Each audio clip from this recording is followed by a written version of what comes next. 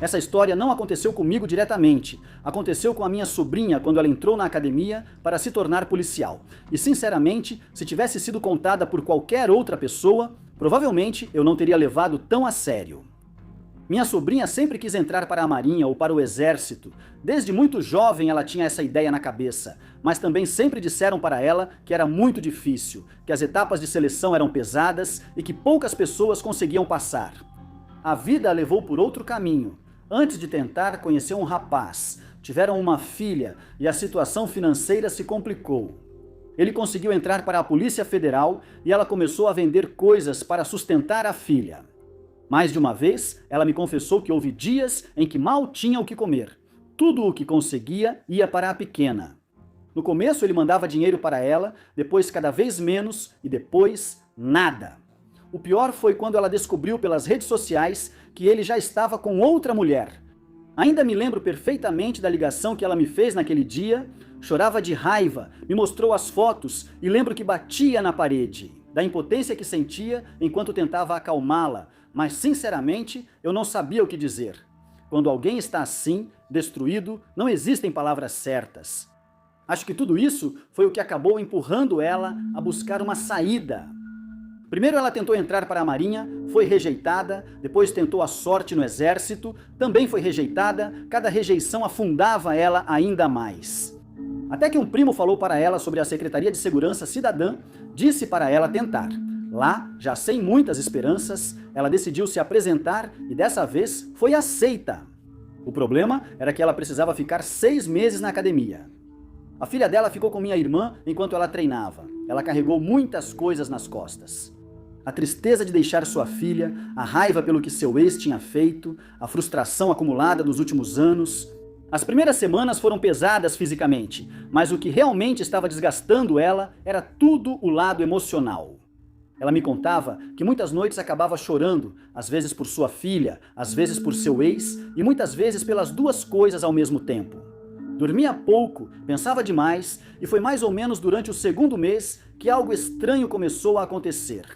Certa noite, ela ouviu claramente várias pessoas marchando pelo corredor, como um grupo indo em direção ao quarto onde dormiam. A primeira coisa que ela fez foi olhar para as camas das colegas. Todas continuavam dormindo, ninguém parecia ouvir nada, mas os passos continuavam se aproximando, cada vez mais, até que pararam bem na porta do dormitório. No dia seguinte, ela perguntou quem fazia rondas àquela hora, e uma colega simplesmente respondeu: "Às vezes se ouve, mas não é ninguém." Minha sobrinha achou que estavam pregando uma peça nela e decidiu deixar para lá, mas uma semana depois começou a ouvir outra coisa. Era o choro de uma mulher, um choro triste, desesperado, daqueles que te fazem sentir desconfortável mesmo sem conhecer a pessoa. Na primeira vez, ela achou que uma colega passava por dificuldades. Na segunda, pensou o mesmo, mas quando se repetiu por várias noites, já não sabia o que pensar. Algum tempo depois, ele teve que fazer plantão, aproveitando a confiança já conquistada com os superiores. Ele perguntou diretamente sobre as marchas e sobre o choro, e para sua surpresa, ninguém zombou. Ninguém disse a ele que estava imaginando coisas, simplesmente disseram: "Sim, dá para ouvir." Ela perguntou quem era. Então lhe contaram que, anos atrás, uma jovem estava cursando a formação ali mesmo, mas não conseguiu manter as notas necessárias e foi desligada. Ela precisava voltar para casa, não queria e acabou tirando a própria vida no quarto onde guardavam o equipamento. Quando ela me contou por telefone, confesso que até fiquei em silêncio, pois minha sobrinha também carregava sua dor. As semanas continuaram passando, ela continuou com insônia, dores de cabeça e por algum motivo começou a dormir ao contrário, com a cabeça onde normalmente iam os pés. Ela diz que não sabe por que começou a fazer isso, simplesmente descobriu que assim conseguia adormecer mais rápido.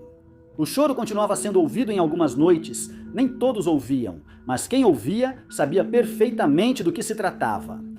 E então aconteceu algo que ela nunca conseguiu explicar. Numa noite teve um pesadelo, acordou chorando e ao abrir os olhos viu uma mulher sentada ao seu lado. Ela pensou que fosse alguma colega. Ela diz que aquela mulher lhe deu alguns tapinhas suaves nas costas, como se estivesse tentando acalmá-la, e depois voltou a dormir. Ela nem deu muita importância, achou que estava confusa por causa do sonho, mas alguns dias depois, uma colega a procurou, percebeu que ela estava nervosa, muito nervosa, e perguntou para ela: Ei, por que você dorme assim? Minha sobrinha respondeu que era a única forma que conseguia descansar. Então a outra moça abaixou a voz e disse: Não dorme mais assim. Minha sobrinha perguntou por quê, e a resposta foi o que acabou deixando ela gelada. A colega explicou para ela que na noite anterior estava de plantão.